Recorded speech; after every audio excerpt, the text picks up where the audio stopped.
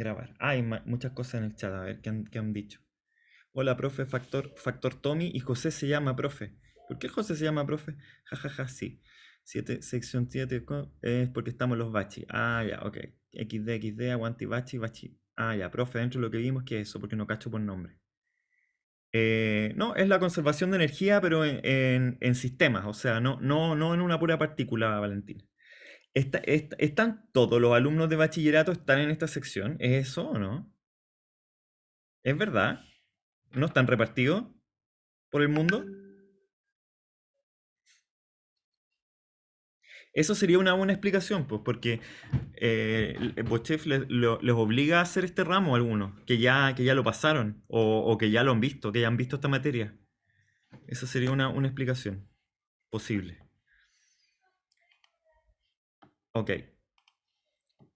Entonces, bueno, este es un sistema bien simple de energía en que uno tiene inicialmente un péndulo, ¿cierto? Que está amarrado a un pivote y uno lo suelta a una cierta altura, pero la altura en realidad depende del ángulo inicial, que es teta cero, ¿ya? Y vemos que la velocidad final depende del ángulo, ¿sí? Depende del ángulo inicial con el que uno está moviendo la partícula o con el que uno está haciendo que el péndulo se mueva. Espérense que se me desconecta la tablet.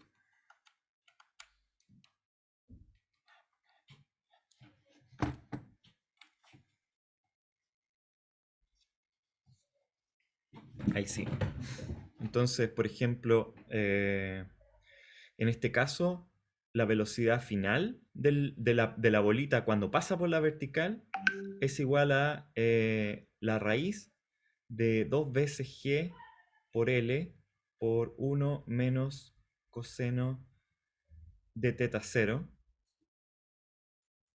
la raíz de eso. ¿Sí? Que me queda igual de mal siempre parece.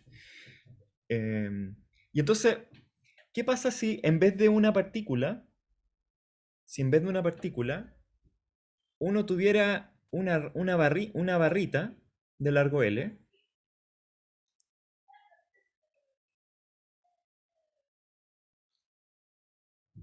como una regla de largo L y de masa M, ¿sí? Y uno la lanzara desde el mismo teta sub cero. Entonces, por comparación, tenemos dos sistemas que se parecen, ¿cierto? Se parecen en que aquí vamos a tener una masa M y un largo L, y aquí vamos a tener un cierto teta cero, ¿sí? Y vamos a soltar la pelotita, y aquí vamos a soltar la barrita, ¿sí? Y nos hacemos la misma pregunta. Nos hacemos la pregunta de cuál es la velocidad. En este caso podría ser la velocidad del centro de masa, ¿cierto? Sabemos que el centro de masa está en L medios porque lo calculamos con mucha dificultad. ¿Se acuerdan? Alguna vez lo calculamos con mucha dificultad. Sabemos que el centro de masa está en L medio.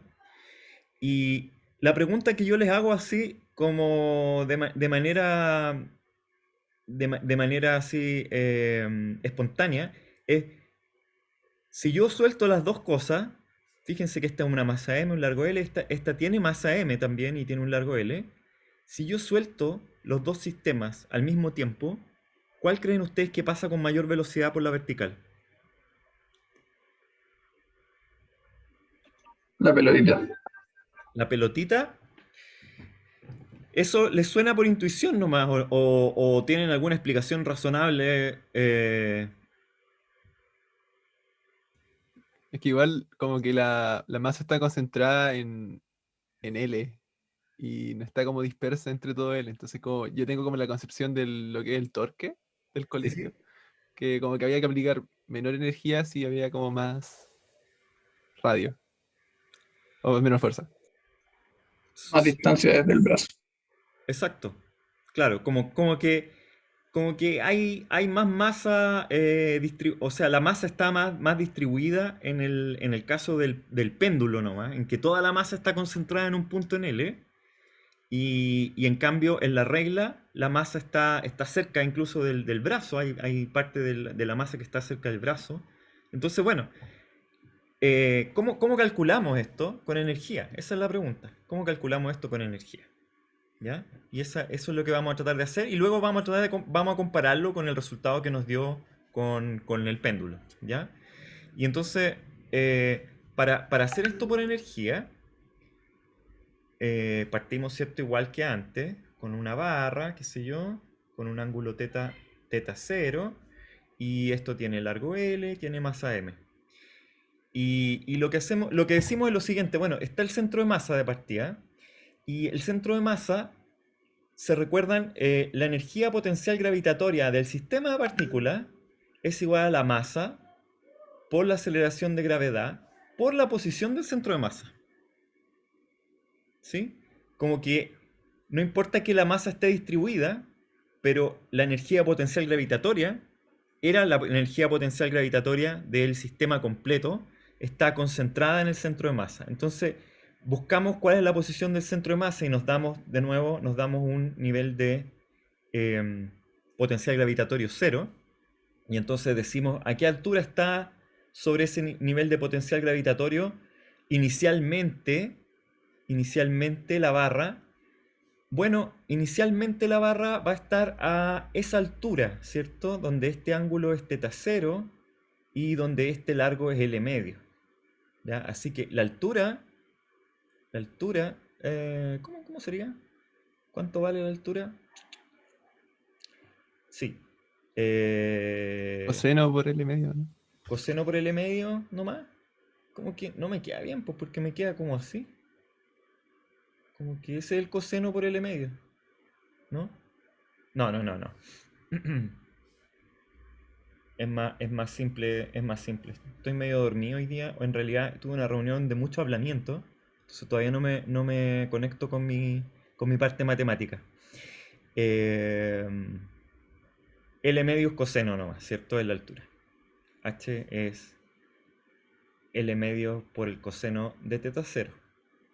Así que la energía potencial gravitatoria inicial es mg por L medio por coseno del ángulo inicial. ¿Tiene energía cinética inicialmente la barra? No, porque vamos a tirarla igual que como estamos tirando la bolita, ¿cierto? La vamos a tirar en reposo.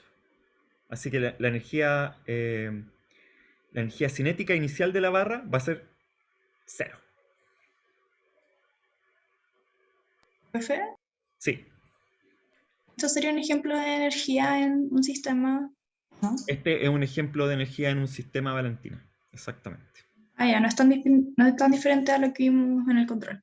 No es tan distinto a lo que vimos en el control, solo que en el control todo eran partículas nomás, ¿ya? Pero aquí estos son cosas que pueden ser sistemas, ¿sí? No, el ejercicio no va a ser nada muy distinto a esto que estamos haciendo hoy día, ¿ok? Así que para que lo Ya, profe.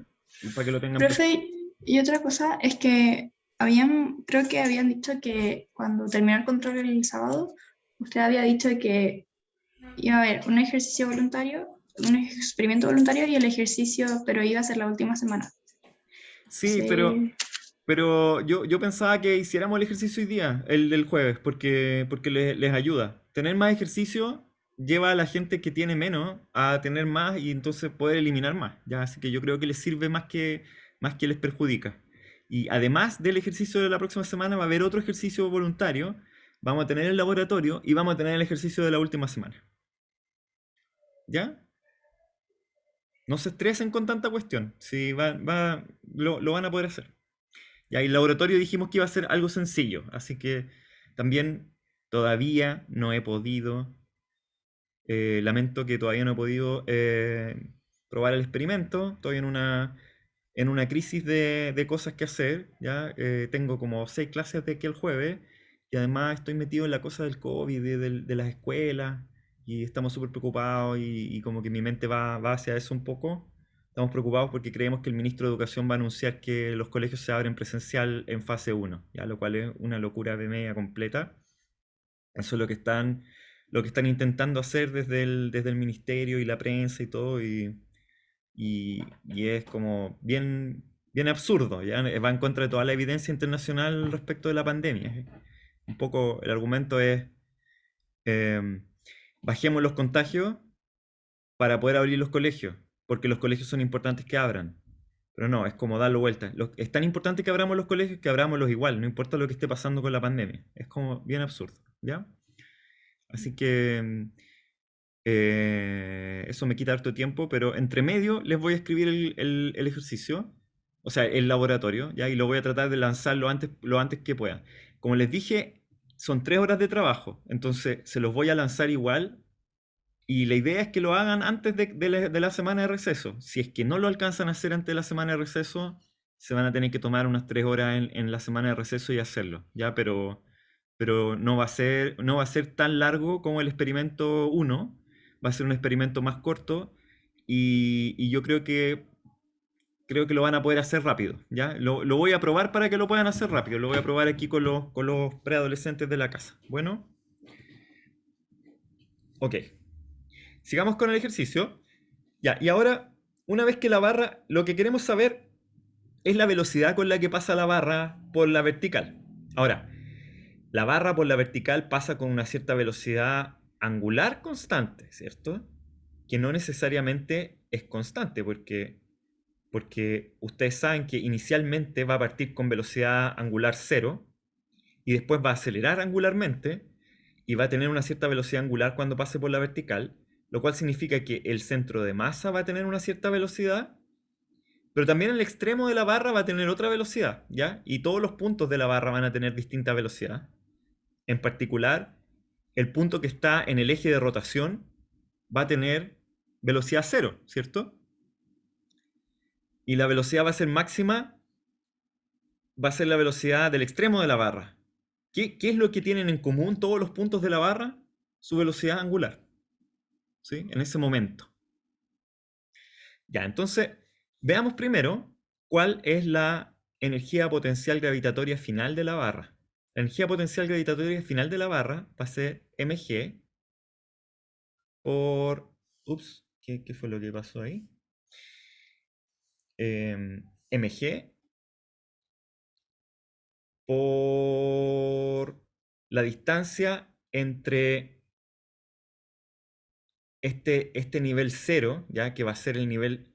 El nivel 0, fíjense, lo fijamos en ese nivel más bajo de la barra inicial, ¿ya? Entonces la pregunta es, ¿dónde cae el centro de masa una vez que está en la vertical? Con respecto a este nivel inicial. Quedó bien raro en realidad, ¿cierto? Quedó bien raro el nivel inicial de potencial gravitatorio, porque fue una mala elección, ¿ya? Aquí lo que uno hace es seguir hasta adelante, retroceder nunca, rendirse jamás, ¿cierto? Opción 1, seguir hacia adelante con lo que hicimos mal. No, no lo hicimos mal, lo hicimos complicado, ¿ya? Solo va a ser complicado calcular la posición final del centro de masa ahora con respecto a este eje, va a ser complicado. Profe, pero no se podría como calcular ya tenemos el largo de la barra, que sería L, calcular como el lado como derecho, ya que es un triángulo rectángulo, por el ángulo, y después restarlo, ¿no? Claro, es algo así. Es algo así. Porque el largo, a ver, cuando la barra está en la vertical, ¿cierto? Va a tener aquí un largo L. ¿Sí? Y por supuesto que respecto de la posición de la posición donde está el pivote, el centro de masa va a estar ubicado a una distancia L medio. ¿Sí?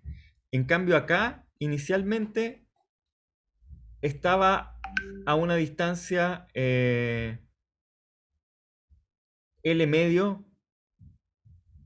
L medios por el coseno del ángulo, ¿cierto? Así que lo que va a bajar en realidad el centro de masa entre uno y otro nivel es justamente L medios por 1 menos coseno de teta 0. ¿Sí o no? Ese L medios por 1 menos coseno de teta 0 es esa distancia de ahí. ¿Sí? Ahora, respecto de la posición inicial, claro, la posición inicial es mg L medios coseno de teta 0, ¿ya? Y la posición final va a ser mg L medios coseno de teta 0 menos L medios por 1 menos coseno de teta 0. Medio enredado, ¿cierto?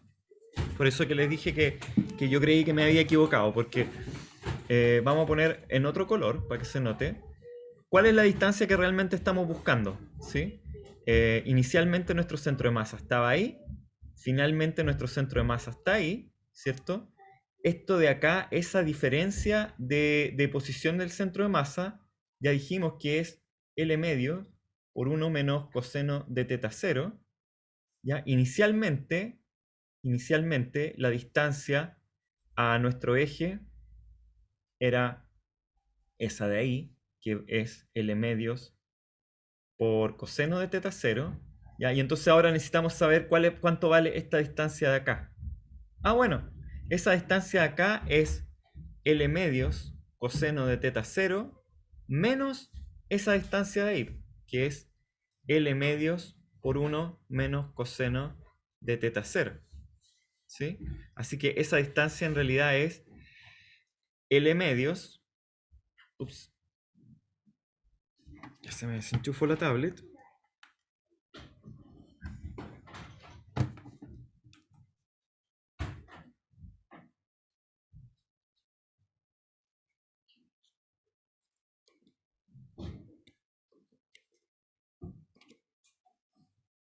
Borremos eso.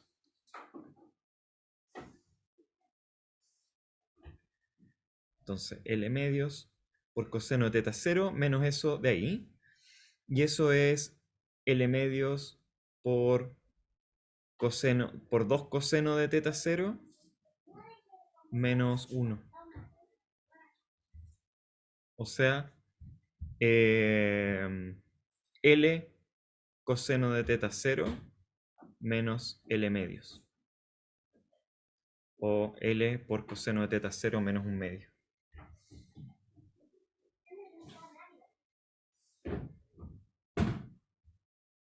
¿Sí? Así que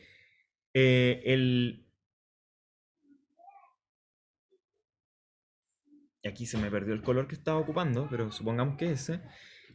Entonces el potencial gravitatorio final va a ser mg por L por el coseno de teta 0 menos 1 medio. ¿Ya? Y en realidad lo único que importa siempre es la diferencia de potencial, ¿cierto? Acá hay más potencial gravitatorio en la posición inicial, en la posición final hay menos. Ese potencial gravitatorio es lo que se va a convertir en energía cinética de la barra. Y entonces ahora queremos saber cuánto vale la energía cinética final de la barra. ¿Cuánto vale la energía cinética final de la barra?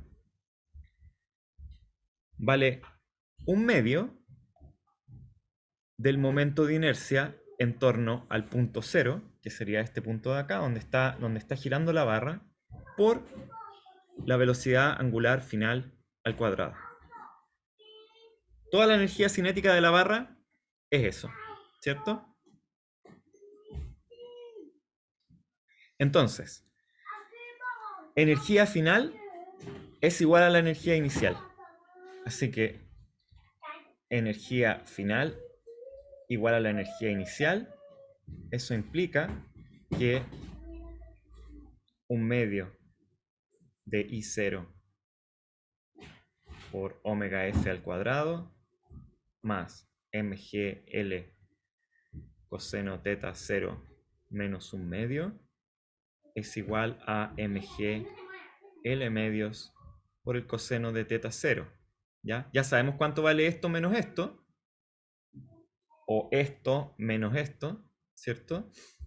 Y entonces 1 medio de I0 por la velocidad angular final al cuadrado es igual a mg mgl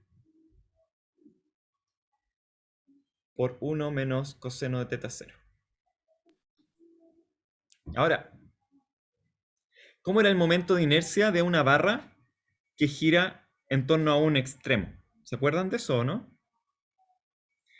el momento de inercia de una barra que gira en torno a un extremo, lo calculamos y era m por L cuadrado partido por 3. ¿Se acuerdan de eso o no? Lo calculamos. Entonces, eso implica que, en este caso, un medio de m L cuadrado tercios por la velocidad angular final al cuadrado. Dejémoslo así por ahora. Dejémoslo así como la velocidad angular final al cuadrado es igual a mg L por 1 menos coseno de teta 0. Y por supuesto, despejamos las m, despejamos una L, y nos va a quedar que la velocidad angular final al cuadrado es 2 por 3, 6. 6g por L por 1 menos coseno de teta 0. ¿Ya? Ahora, la velocidad angular final va a ser raíz de esto, raíz de 6g L 1 menos coseno de teta 0. Y la velocidad angular está relacionada con la velocidad del centro de masa, de tal forma que... Profe, ¿Sí? perdona. ¿La L no pasaría dividiendo? ¿La L no pasaría dividiendo acaso? Claro que sí. Está dividiendo la L. Gracias, Javiera.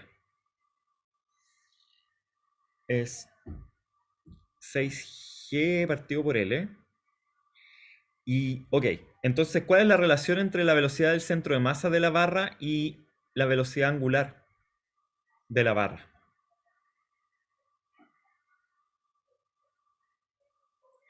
L medios por la velocidad angular de la barra es la velocidad del centro de masa.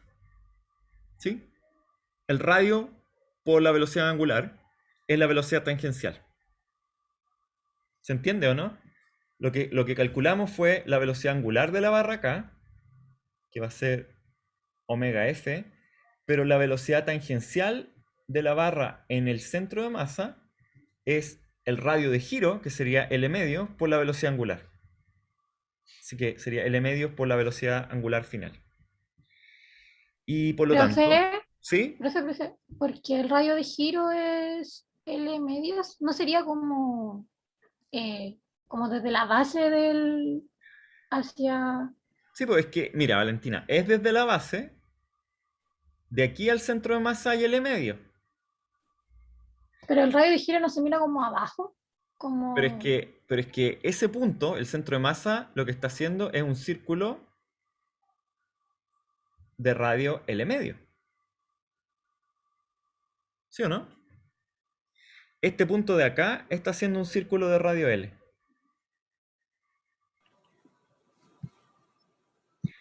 Por ejemplo, Valentina, ¿cuál sería la velocidad del punto que está en el eje de rotación? 0. 0. ¿Cuál es el punto que tiene máxima velocidad en la barra?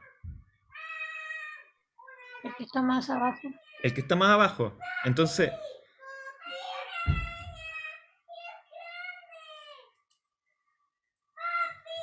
Rocío, estoy en clase.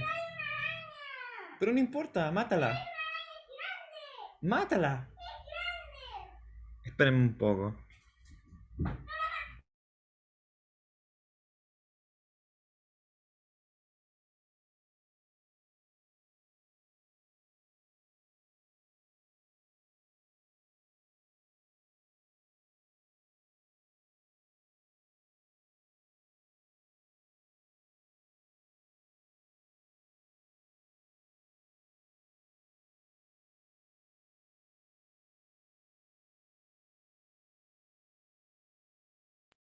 Ok.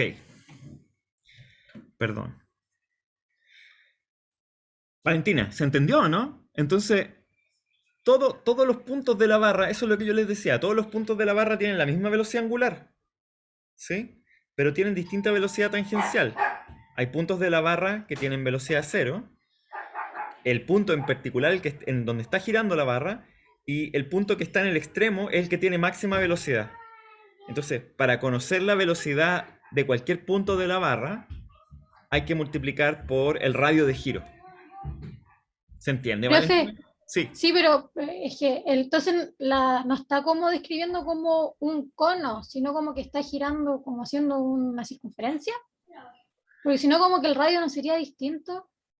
No sé si se entiende. Como que cuando gira como en un cono, uno miraba como el radio desde. es que no está girando en un cono, Valentina. O sea, haciendo como. A ver, espera. Está girando en un plano, está haciendo esto. Como así. Sí, está haciendo eso, así. Y entonces el radio no sería como aquí. No aquí, si hace así. Ah, no, pues. Piensa, si tú pones un lápiz justo en la mitad de la barra, ¿cuál es la figura que marca el lápiz cuando se mueve en un papel? O sea, si se mueve así, ese sería el radio. Pero si se mueve así, no sería como. Es que no se está ¿Así? moviendo así, Valentina. No se Eso, está por eso le moviendo, pregunto. ¿Se está moviendo como un círculo entonces? Sí. se está moviendo en Como- un plano, en un plano. Ah, ya, ya. Eso. Sí, eso faltaba quizás para que entendieran esa parte, que se está moviendo en un plano.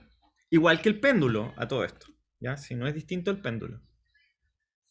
Ya, entonces la velocidad del centro de masa va a ser esa, y podríamos poner también la velocidad del extremo, va a ser L por omega F. Ya, entonces, por ejemplo, esta de acá va a ser raíz de L cuadrado partido por 4 por 6G partido por L por 1 menos coseno de teta 0.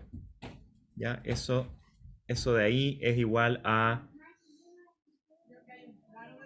L, 3 medios de L por G, raíz de todo eso, ¿cierto? 3 medios G partido por L por 1 menos coseno de teta 0, raíz de eso sería la velocidad del centro de masa.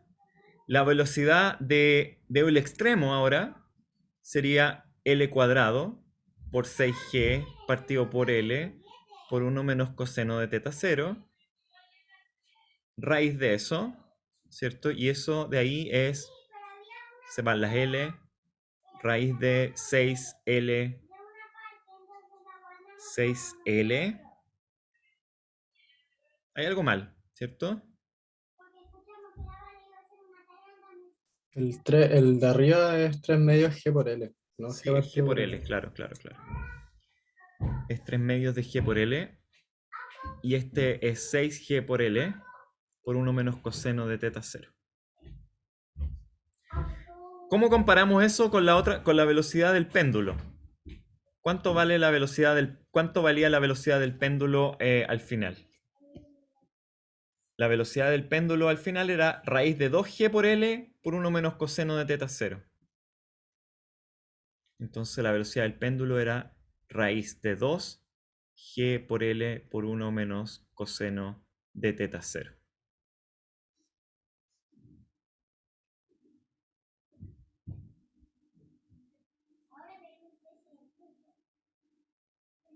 Chan, chan, chan.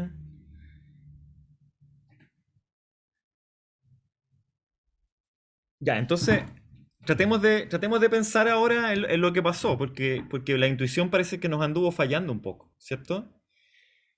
O quizás no. Pero fíjense, en el caso del centro de masa, el centro de masa llega con menos velocidad que el péndulo, ¿sí? Porque en el caso del centro de masa, la velocidad es raíz de 3 medios de G por L, que es menor que 2, ¿cierto? Es un poquito menos la velocidad con la que llega el centro de masa y pasa por el centro, por la vertical. El péndulo llega con velocidad raíz de 2G por L a la vertical y llega con más velocidad a la vertical. Pero el extremo es significativamente más rápido, la velocidad, ¿sí? El extremo de la barra va a llegar con raíz de 6G L 1 menos coseno de teta 0. Así que uno sospecha que como la velocidad en realidad del extremo va a dar cuenta de qué tan rápido llega la barra a la vertical, ¿sí? Probablemente uno pensaría que la barra va a llegar primero que el péndulo o llega primero el péndulo que la barra. ¿Cómo podríamos saber eso?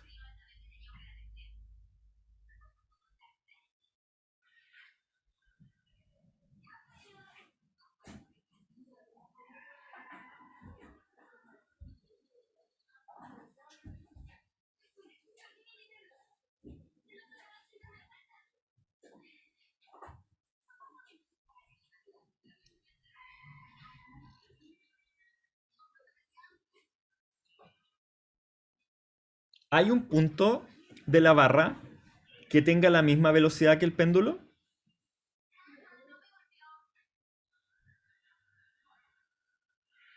Cuando llega a la vertical, digo. Sí, po, seguro que Debería sí. existir. ¿Cómo, Benjamín? No, no iba a decir que debería existir, po, eso no. Sí, sí, tiene que existir, ¿cierto? Un punto entre medio del centro de masa y de un extremo va a tener la misma velocidad del péndulo, ¿sí? Ese punto, si uno lo piensa, quizás va a partir con cero y va a llegar con esa misma velocidad al extremo. La pregunta en realidad no se puede responder así fácilmente porque tendríamos que calcular cómo cambió la velocidad a lo largo de la trayectoria, ¿sí? Y entonces tendríamos que calcular la aceleración angular de la barra y de la partícula para poder responder esa pregunta, ¿ya? Lo que sí podemos calcular es cuánto vale la energía cinética total al final de la trayectoria, ¿cierto? Y en un caso, la energía cinética, en el caso de la barra, sabemos que es un medio de I por omega, de I0 por omega F al cuadrado, ¿sí?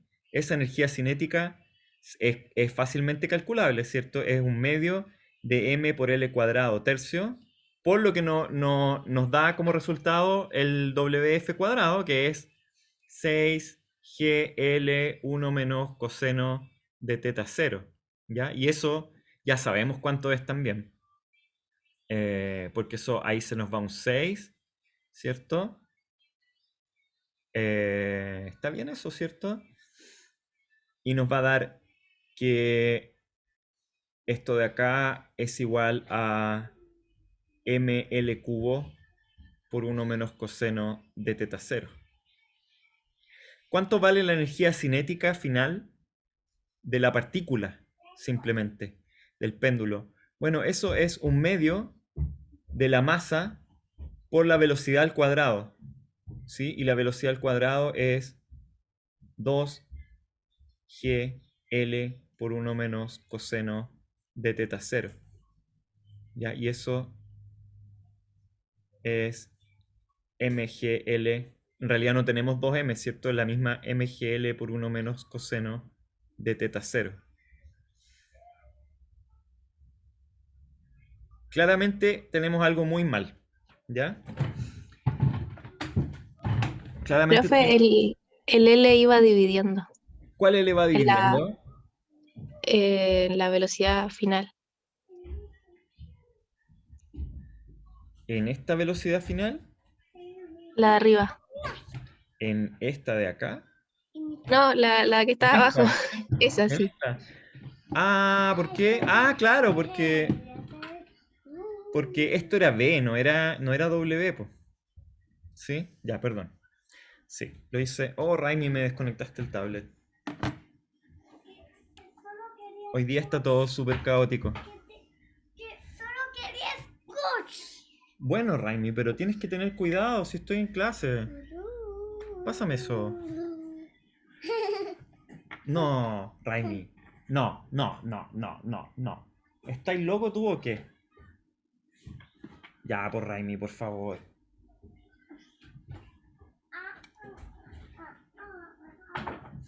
Con este lápiz estaba metiéndolo dentro de los audífonos, así para romperlo. Así no se puede.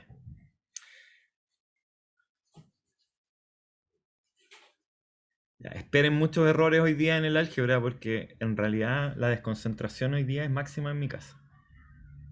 No, ¿qué hice?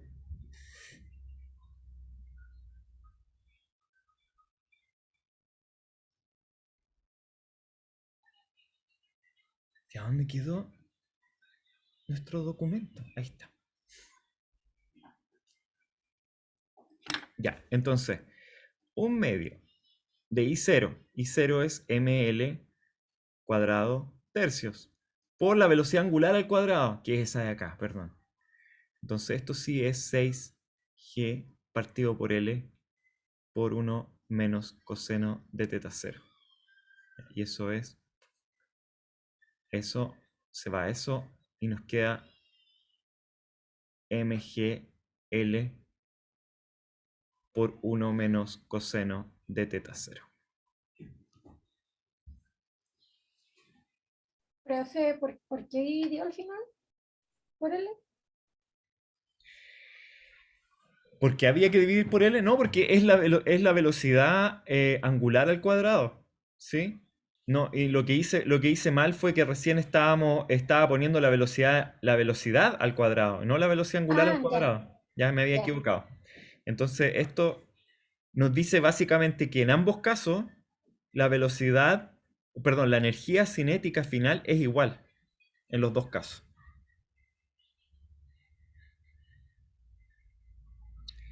Y entonces lo que uno se pregunta es que también en los dos casos entonces el cambio en el potencial gravitatorio tiene que ser igual. ¿Sí? Porque básicamente si es que estamos haciendo lo mismo, si es que estamos generando la misma cantidad de energía cinética, significa que también estamos convirtiendo la misma cantidad de potencial cuando bajamos el péndulo. Así que esas dos cosas son equivalentes, se genera la misma energía, pero las velocidades no necesariamente coinciden porque para poder generar la misma energía cinética, en la barra tenemos que tener partes de la barra que tengan más velocidad final que el péndulo y otras partes que tengan menos, dado que hay una distribución de velocidades a lo largo de la barra, que en el péndulo no existe. ¿Ya? No estoy seguro que haya sido muy iluminador este ejemplo, ¿ya? No estoy seguro muy bien si yo pensaba que nos iba a dar algo más entretenido, ¿ya? Pero esta es la manera de ocuparlo para un problema de energía, ¿sí? Si a uno le piden, por ejemplo, esa velocidad final, uno no necesita hacer ecuaciones de dinámica para encontrarla, sino que basta nomás con expresar correctamente la energía potencial inicial, la energía cinética inicial, energía potencial final, energía cinética final, e igualar ambas porque estamos suponiendo que no hay ninguna fuerza no conservativa. ¿Ya? La principal suposición entonces es que aquí no hay roce, ¿no es cierto? Profe, En este pivote no hay ningún tipo de roce con la barra. Valentina. ¿me podría explicar la parte azul? Es que no entendí qué hizo ahí. No, la parte azul es pura geometría nomás, Valentina. Es tratar de encontrar cuánto vale No, la abajo, distancia. abajo. Ah, la parte azul de dónde. No, profe, ahí más arriba. La que está en celeste, Eso. azul, eso, sí. Ah, no, lo que está ahí en celeste es eso. Es eso que te estoy diciendo. Es la diferencia de altura entre este pedacito y este pedacito. Déjame escribirlo acá. Esta es la altura inicial del centro de masa. Y esta es la altura del centro de masa cuando la barra pasa por la vertical.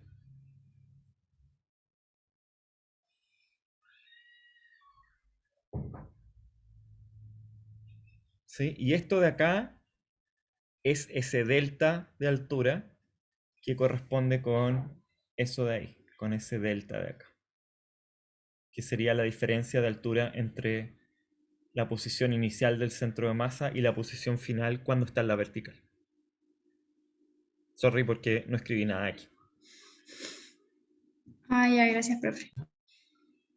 Ya. Bueno, eso.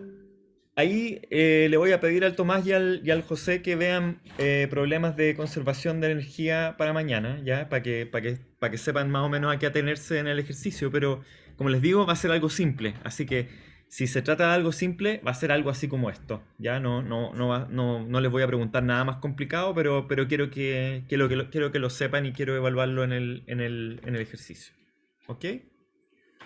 Bueno, vamos a cambiar de tema. ¿Ya? Y vamos a hablar de torque ahora, que lo había mencionado Benjamín, y espero que podamos llegar a alguna parte razonable de la materia de torque que nos haga sentir bien, pero antes de llegar a esa parte que nos hace sentir bien, tenemos que partir como con cosas anexas, ¿ya? Y lo primero es revisar la noción de producto vectorial.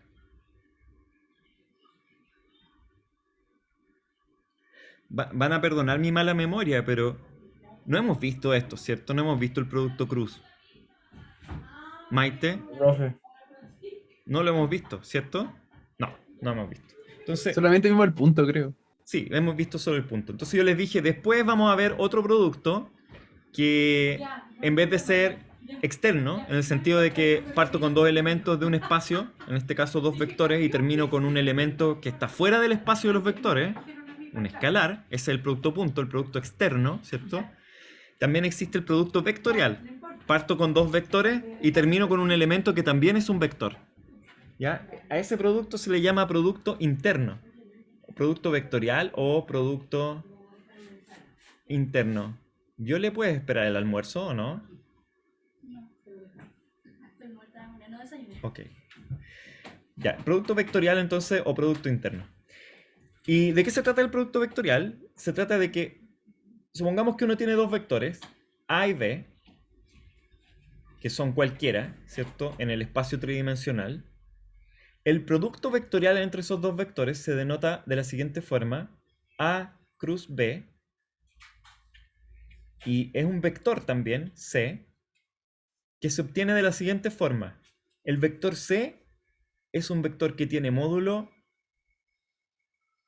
de A por módulo de B por el seno del ángulo que forman ambos vectores, y tiene una dirección C unitario, ¿ya? Y el vector C unitario, entonces, es un vector unitario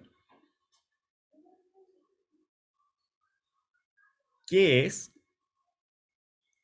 perpendicular al plano formado por los vectores A y B. ¿Ya? Y si nos tratamos de imaginar esto, fíjense, por ejemplo, supongamos que ese es el vector A y este es el vector B. Se fijan que hay un plano asociado a esos dos vectores. ¿Ya? Lo voy a poner así como... Ese sería el plano. ¿Sí?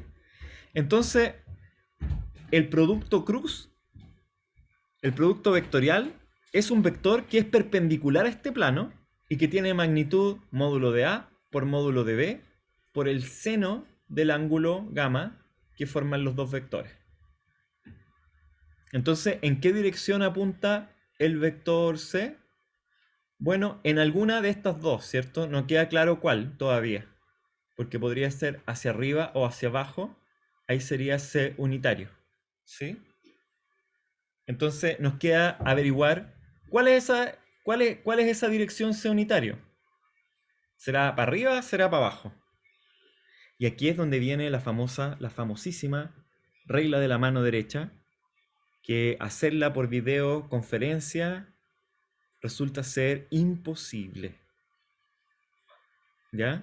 Creo que hay una manera de que ustedes vean mi cámara de Zoom igual como me veo yo. No sé, porque ahora me ven como una imagen especular, ¿o no? Ya, entonces yo no tengo cómo explicarles esto. Se los voy a explicar en vivo, pero tienen que entender que va a ser al revés de lo que vean en la pantalla. Ya va a ser confuso. ¡Chan! Lo voy a tratar de explicar mejor con el dibujo, ya, porque en el dibujo ustedes lo ven bien. Entonces, la regla de la mano derecha es la que determina en cuál dirección va a ir C unitario. Si va a ir para arriba o va a ir para abajo. ¿Ya? Y entonces, ¿qué hace uno con la regla de la mano derecha? Empuñe la mano. Háganlo, por favor. No lo estoy viendo. Maite, no te veo haciéndolo. Empuñe la mano. Estire el dedo pulgar. Ya.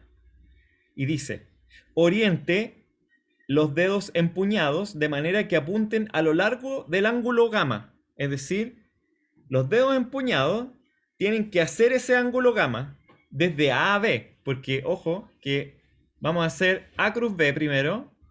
Entonces aquí, en la figura, de hecho, si es que estamos haciendo A cruz B, lo tengo gamma mal acá. ¿Ya? Si es A cruz B, el ángulo gamma es el ángulo que va de A a B. Así que va así. Y entonces quiero ver sus deditos empuñados en la dirección de A hacia B. Yo digo que para hacer eso, uno tiene que tener la mano para abajo, ¿cierto? Porque los dedos que están empuñados tienen que apuntar de A a B. Y estamos hablando de la mano derecha, no lo vayan a hacer con la mano izquierda porque si no va a estar mal.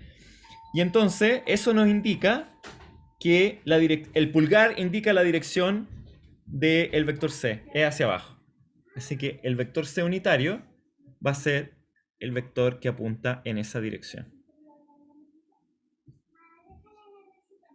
¿Ya? Y entonces el vector C va a ser un vector tal que ese vector C, ahora el vector completo, ¿cierto? Es módulo de A por el módulo de B por el seno del ángulo que forman A y B según C unitario. ¿Ya? Y es un vector perpendicular al plano que forman los dos ángulos y sigue la regla de la mano derecha y tiene esa magnitud. ¿Sí? Ya, Pero entonces, sí. es que, ¿por qué es así? Porque si a mí me preguntan, yo encontraría que tuviera más sentido si fuera como la bisectriz del ángulo que se forma entre alfa, el vector A y el vector B. Pero, ¿Tú lo ¿por qué pondrías, va hacia abajo? lo querrías poner ahí, dices tú? O sea, me haría más sentido como sin saber la explicación. Pero, ¿por qué es así? ¿Por qué así? Es porque es que todavía como que no tenemos cómo saber eso, Maite, porque por ahora es pura matemática nomás, ¿ya? En un rato más vamos a ver que una cantidad física que es súper importante, que se llama el torque, se define a partir de este producto cruz. ¿Ya? Y ahí empieza a tener todo sentido, pero por ahora no tiene nada sentido, ¿ya? Es como una definición nomás. Bueno. Ahora, igual el producto cruz tiene una definición geométrica y la vamos a ver enseguida. ¿Ya? Ahora, supongamos que tenemos nuestro sistema de coordenadas típico, ¿cierto? Y que, por ejemplo, este de acá fuera K unitario y este fuera I unitario y este de acá fuera J unitario y todos los vectores fueran perpendiculares entre sí. Todos los vectores perpendiculares entre sí. Se cumplen algunas igualdades. Por ejemplo, que I unitario, cruz I unitario es 0. ¿Sí? Un vector paralelo a otro vector. Y en esto ya se empieza a diferenciar del producto punto, ¿cierto? Porque el producto punto, cuando los vectores eran paralelos, el producto punto era máximo. Acá no. Acá, si dos vectores son paralelos, el producto cruz es 0. Se ve claramente porque si dos vectores son paralelos, el seno del ángulo entre los dos vectores, el ángulo entre los dos vectores es 0, y el seno de 0 es 0. Así que este vector, cruz, sí mismo, es 0. Y eso se cumple con todos los vectores unitarios de la triada cartesiana, por ejemplo. J cruz J es 0 y K cruz K también es 0. ¿Sí? También esa propiedad, entonces, es la primera propiedad de nuestro producto cruz. Una segunda propiedad es la siguiente. I cruz J, si es que uno lo elige bien, estos monos, I cruz J es igual a menos J cruz I. ¿Ya? Y si los elegimos bien, ya, y yo los elegí bien acá, I cruz J es igual a K unitario. ¿Se fijan? Si yo elijo mi sistema de coordenadas así, de esta forma, K unitario, I unitario y J unitario, I cruz J es igual a K. ¿Y por qué es igual a K y no a K seno de algo? Porque nuestro sistema cartesiano los ángulos son todos ángulos rectángulos, ¿cierto? Entre ellos. Y por definición, I cruz J es un vector que está perpendicular al plano que forman los dos vectores I y J, y cuya magnitud es módulo de I, que es 1, por módulo de J, que es 1, por el seno del ángulo que forman I y J.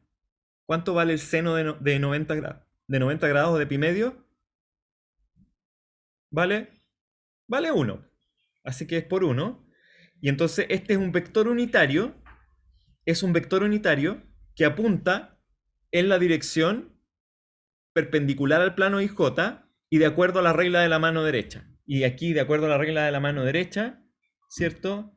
Ese es el ángulo, y si yo pongo la mano así, me da un vector hacia arriba, que sería el vector K. Así que el vector K es el único vector que cumple con todo, con tener norma 1, porque esa es la norma, apuntar perpendicular al plano de IJ en la dirección de la regla de la mano derecha, así que es I cruz J es K. Pero no solo eso. J cruz K ahora, fíjense, J cruz K es un vector perpendicular al plano JK, y según la regla de la mano derecha es un vector que apunta hacia afuera de la hoja, ¿sí? Y por lo tanto es el vector I. Buena. ¿Y qué creen? ¿Qué creen que es K cruz I? K cruz I es un vector que apunta perpendicular al plano KI y según la regla de la mano derecha apunta hacia la derecha, en este caso. Así que K cruz I es J, ¿ya? Y si es que uno elige bien la cosa, sirve la siguiente mnemotecnia. I, J, K. Si uno va en esta dirección, I cruz J es K, K cruz I es J, J cruz K es I. Y si uno va en la dirección inversa, resulta que I cruz K es menos J, K cruz J es menos I cruz K es menos J. ¿Sí? Porque ya sabemos que I cruz J tiene que ser igual a menos J cruz I.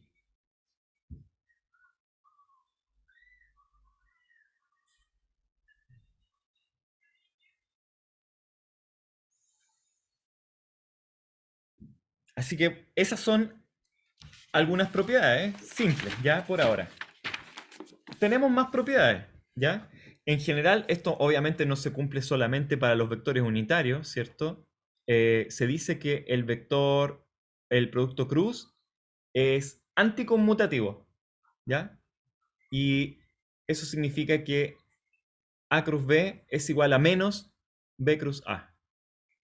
¿Sí? Eso se llama anticonmutatividad. El producto cruz es distributivo respecto de la suma de vectores. A cruz B más C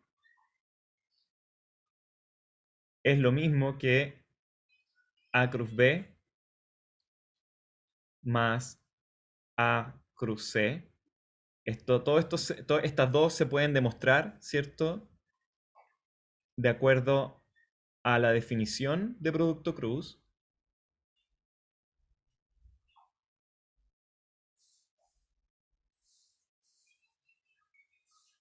Esta es la anticonmutatividad.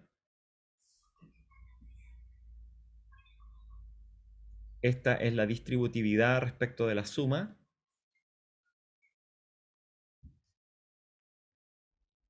Con respecto a la suma.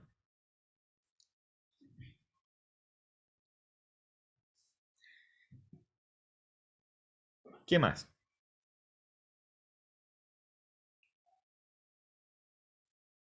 Bueno, hay varias maneras de hacer este producto cruz, ¿cierto? Supongamos que tenemos un vector A y lo escribimos así, como la componente A sub X según Y, más la componente B sub Y según J, más la componente... Perdón, estoy puro leseando. La componente A sub X según Y, la componente A sub Y según J, la componente A sub Z según K. Y tenemos otro vector que sería el vector B, y también lo ponemos con sus tres componentes, B sub X según Y, más B sub I según J más B sub Z según K. Entonces, ¿cuánto vale el producto cruz de A y B? Se puede ocupar la distributividad de la suma acá, ¿ya? Y entonces escribimos así tal cual, como si estuviéramos operando con esto.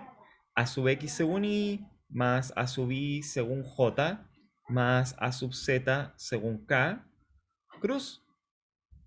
B sub X según I, más B sub I según J, más B sub Z según K. Aplicamos la distributividad y fíjense que como estamos haciendo el producto cruz como si fuera un trinomio, y de acuerdo a las reglas que escribimos antes de nuestros productos internos, ¿cierto? O sea, producto vectorial de los vectores unitarios, podemos seguir las reglas nomás, ¿ya? Y se nos van a ir algunos de los términos. Por ejemplo, A sub X según I, cruz B sub X según I es 0, ¿cierto? Porque estaríamos haciendo el producto cruz de las componentes I de los dos vectores, y eso es 0. Por definición, son dos vectores paralelos, así que no tienen componente. A sub X según I, cruz B sub I según J, ¿cuánto da? Va a dar A sub X por B sub I según... ¿Quién me dice?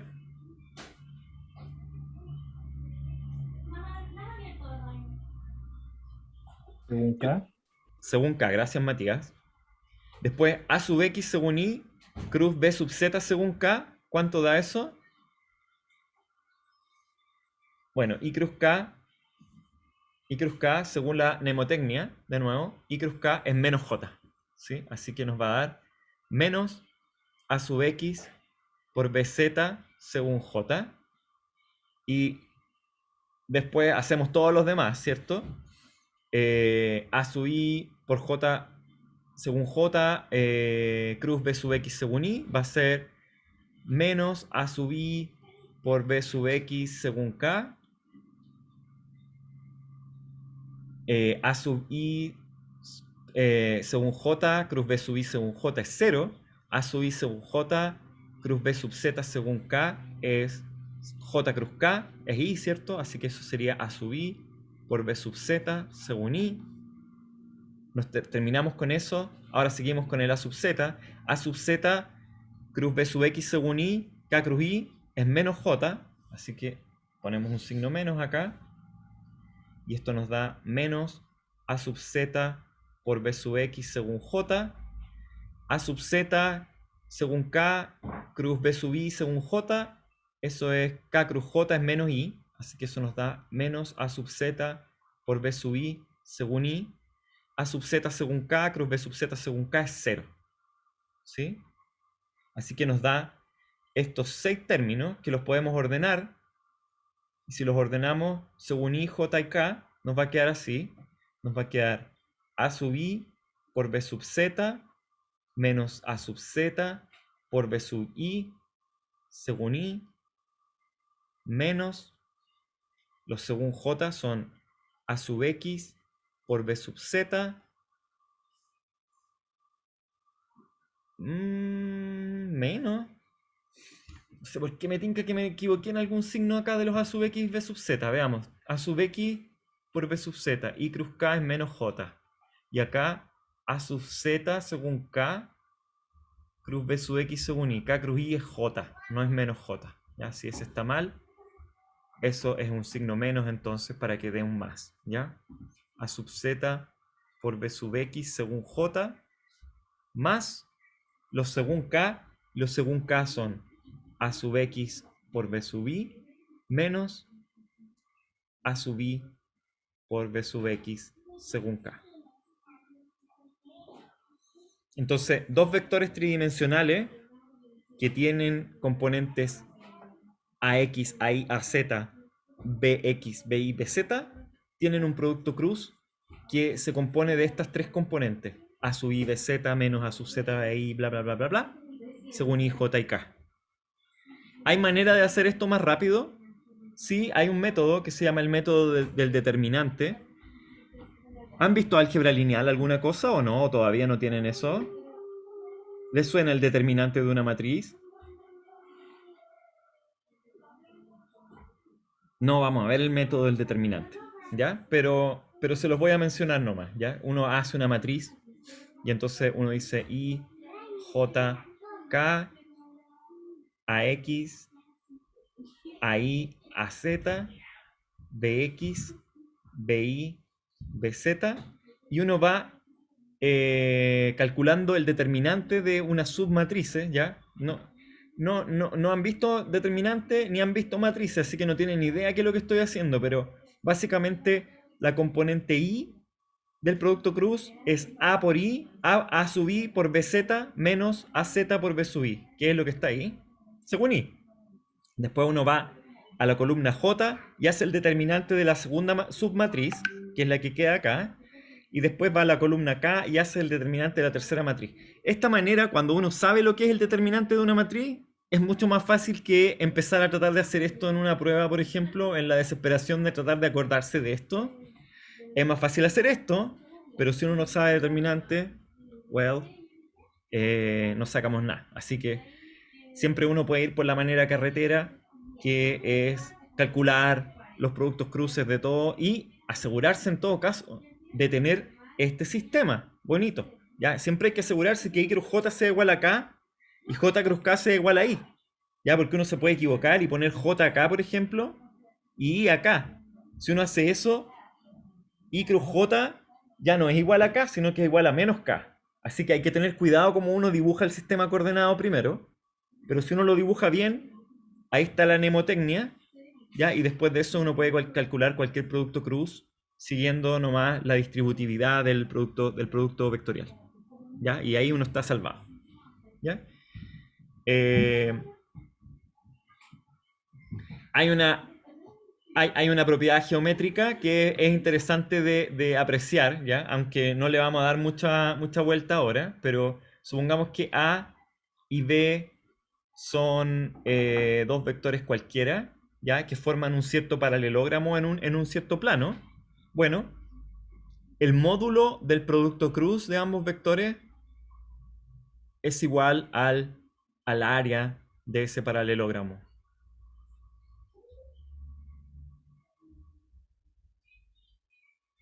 El área, entonces, es el módulo del producto cruz de ambos.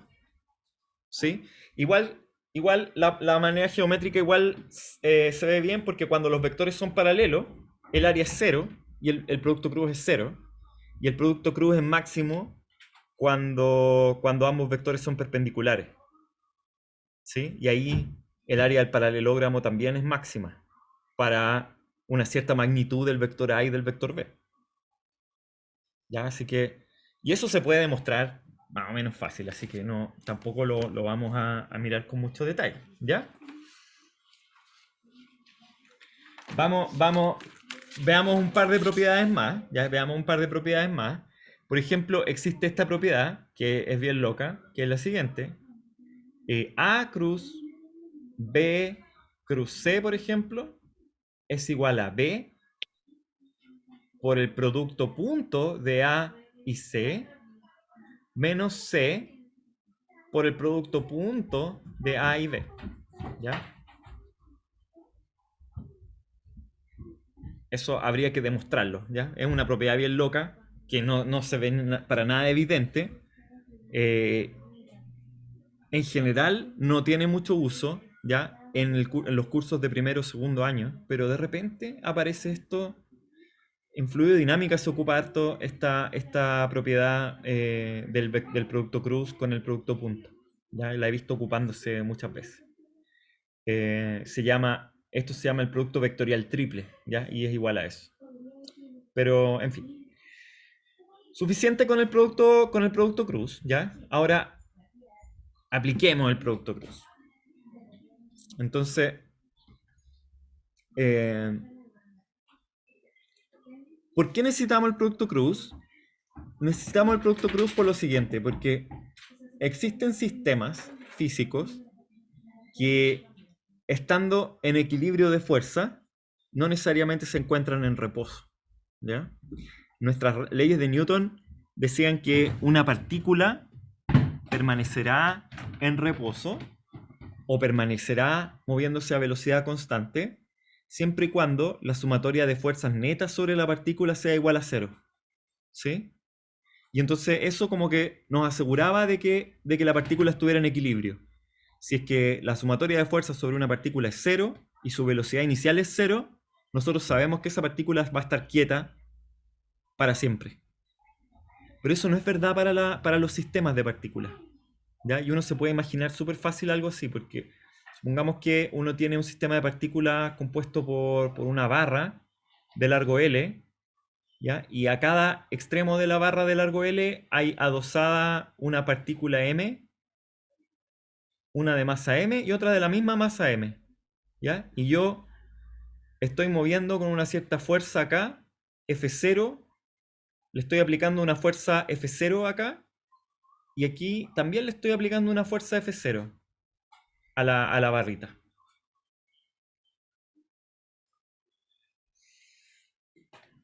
¿Qué nos dice la segunda ley de Newton para ese sistema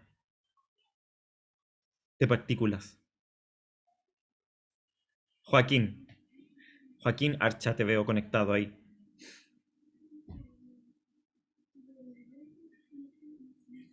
¿Qué es lo que podíamos decir de la segunda ley de Newton para un sistema de partículas en que esa es la situación?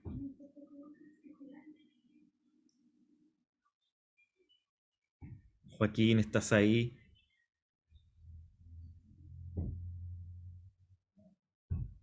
No, está escuchando el Joaquín. Está hablando en el chat, profe. Ah, está hablando en el chat, ya, ok. No tiene micrófono el Joaquín.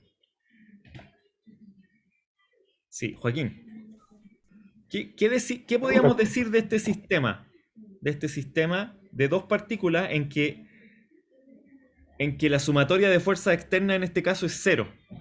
¿Qué era lo que decíamos de este sistema de partículas? Ya no como partícula, sino que como sistema. ¿Cuál era la segunda ley de Newton para el sistema de partículas? ¿En reposo? En reposo, pero ¿qué es lo que está en reposo? ¿Todo el sistema o no? Sí. ¿A ti te parece que ese sistema va a estar en reposo si es que uno le aplica la misma fuerza para cada lado? Ah, no. No, estaría girando. Estaría girando, ¿cierto? Pero entonces eso viola nuestra segunda ley para el sistema de partículas ¿o no?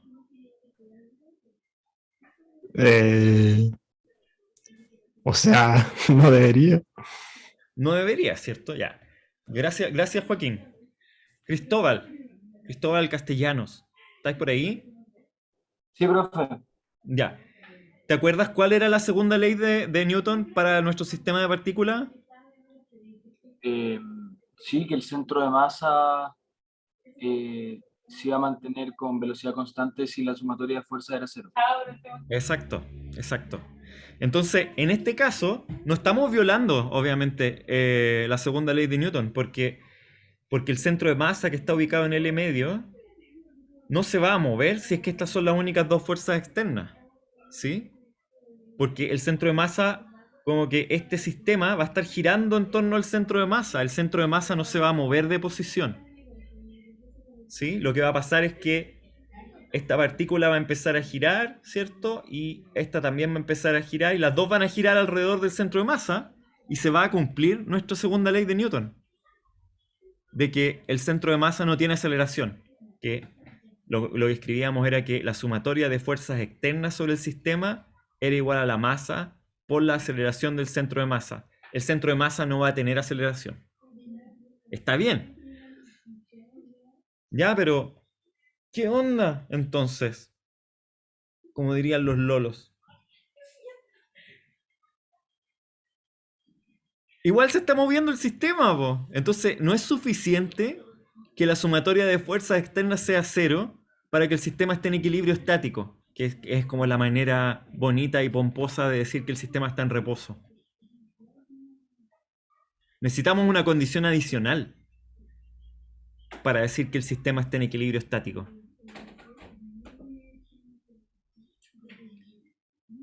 Y bueno, es ahí donde aparece el torque.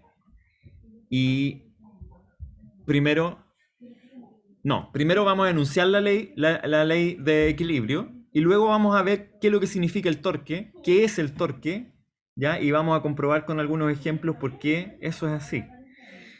Y entonces, el equilibrio de un cuerpo necesita de las dos cosas. Primero, si es que estamos hablando de un sistema de partículas, para que el sistema de partículas esté en equilibrio, necesitamos que la sumatoria de fuerzas externas sea igual a 0.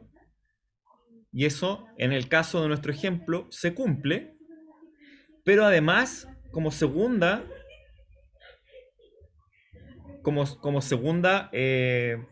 necesidad o petición o segunda condición que necesitamos sobre el sistema, es que la sumatoria, perdón, esa sumatoria va sin la flecha arriba, ¿cierto? La flecha arriba va sobre las fuerzas externas. Necesitamos que la sumatoria de los torques de las fuerzas externas sea igual a 0. ¿Ya? Y en nuestro sistema de ejemplo, eso es lo que no cumple y por eso que no está en equilibrio. ¿Ya? Y entonces, definamos qué es lo que es el famoso torque. ¿Ya? Entonces, se define así. El torque, tau, flecha arriba, generado por una fuerza externa o por una fuerza P vectorial, perdón, por una fuerza P, por una fuerza F vectorial, respecto, ya ojo con esto, siempre es respecto de un punto P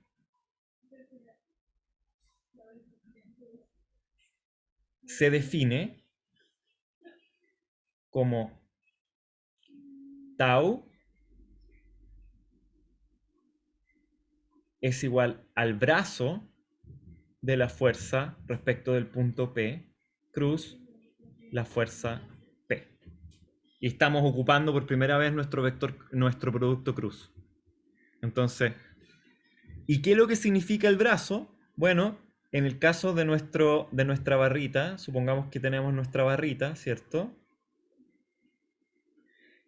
Tenemos nuestra fuerza F, F0, en este caso así, y aquí tenemos otra fuerza F0 acá.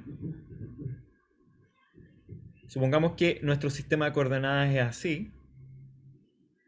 Ese es I y este es J, ¿sí? Y I cruz J es K. Así que estoy mirando todo esto en el plano, dibujo así K, lo dibujo como con un ojito, para indicar que K va saliendo del papel. Si es que yo dibujara acá entrando al papel, lo dibujaría así con una crucecita, ¿ya? Pero lo estoy dibujando con un ojito para mostrar que va saliendo del papel. Entonces, ¿cuánto vale, por ejemplo, el torque de esta fuerza F0 respecto del punto P, que sería el centro de masa del sistema de partículas? Bueno, si yo tomo el torque de esta masita respecto del punto P, entonces el brazo de la fuerza, de la primera fuerza, va a ser igual a L medios según J cruz F0 según I. ¿Sí? Y el torque entonces de esa primera fuerza va a ser igual a menos J cruz I es menos K, ¿cierto? Así que va a ser menos L medios por F0 según K. Pongámosle a esta la partícula 1 y a esta la partícula 2. Las dos partículas son iguales, pero vamos a ponerle a esa entonces el torque 1. ¿Cuánto valdrá el torque 2? Chicos, sin calcularlo, ¿creen ustedes que es igual al torque 1 o es de signo contrario al torque 1? ¿Cómo creen que es? Sin calcularlo.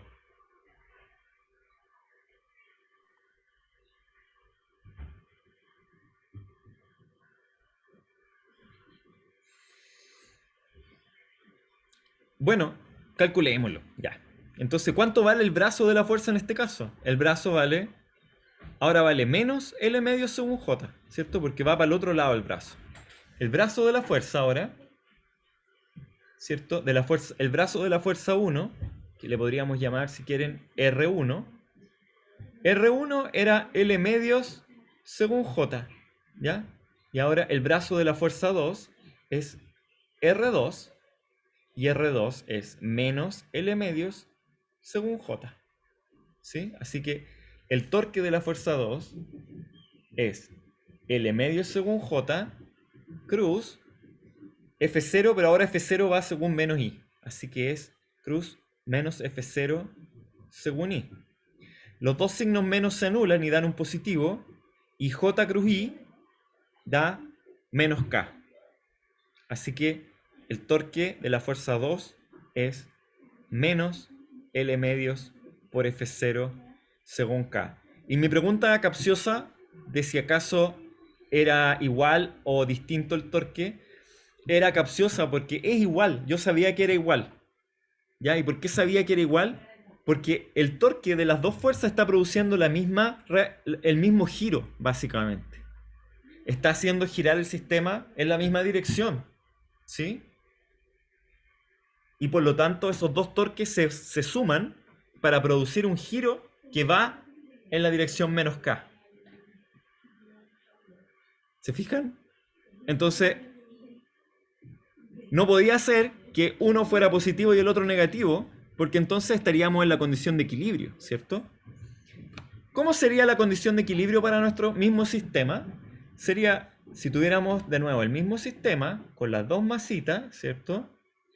Con la masita M acá, la masita M acá, el centro de masa, que yo tuviera la fuerza F0 acá, actuando sobre la masa 1, ¿y cómo tendría que ser la fuerza acá para que el torque fuera igual y contrario? En el mismo sentido. Tendría que ser en el mismo sentido, tendría que ser F0. Y ahí nos giraría. Oh, pero ahí estaríamos en problemas, ¿cierto? Porque la fuerza neta sobre el sistema haría que la barra acelerara en esta dirección. Así que tampoco estaría en equilibrio.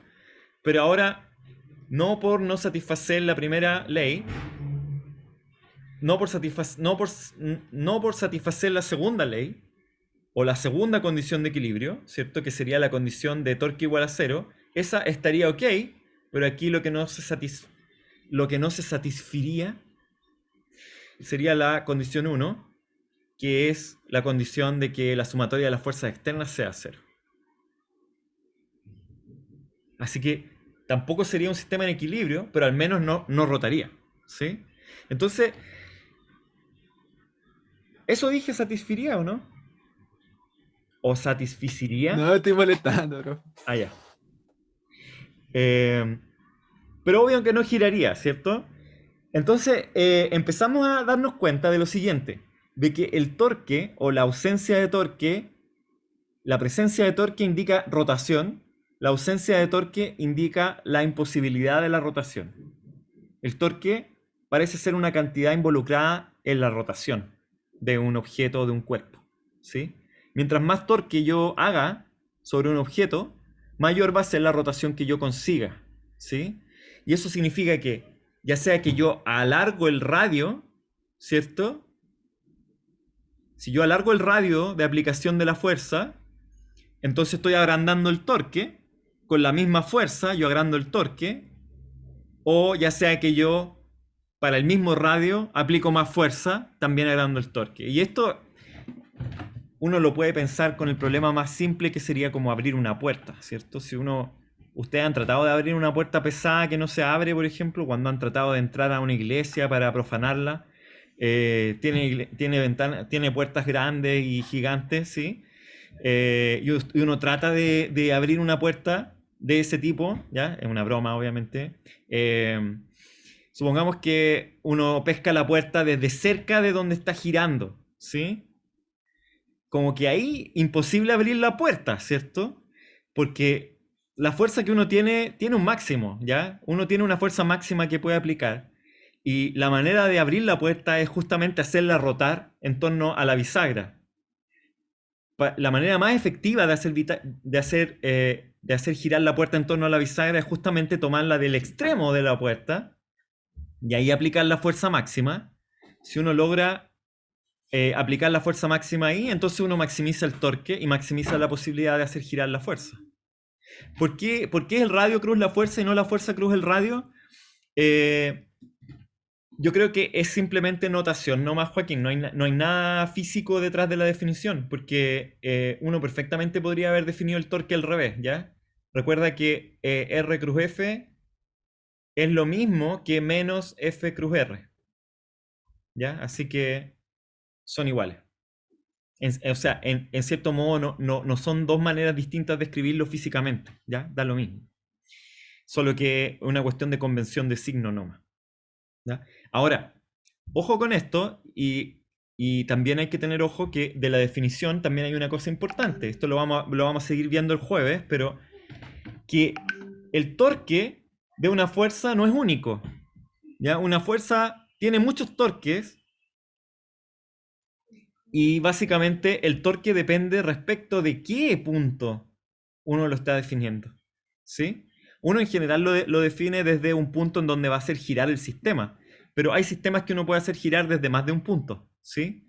Por ejemplo, en principio, si uno tiene una barra y uno le aplica una fuerza a la barra K, F0, uno podría tenerla pivoteando en torno al centro de masa, por ejemplo, pero uno también podría tenerla pivoteando en torno a un extremo, ¿ya? Aquí va a cambiar el torque por dos motivos, ¿ya? Una va a cambiar el torque porque estamos cambiando el punto respecto al cual estamos tomando torque, pero también va a cambiar el torque porque al cambiar el pivote también vamos a estar cambiando el brazo de la fuerza, ¿sí? El brazo de la fuerza respecto de estos dos puntos no es igual y eso también nos va a hacer cambiar el torque, ¿ya? Bueno, vamos a seguir con torque el jueves, ¿ok? Así que nos vemos el jueves para el ejercicio. Corto va a ser, corto y preciso, ¿ya? Y vamos a seguir con la cátedra al tiro para no perder tiempo de materia. Bueno, Una consulta. sí. Es que no estuvimos al principio de la clase.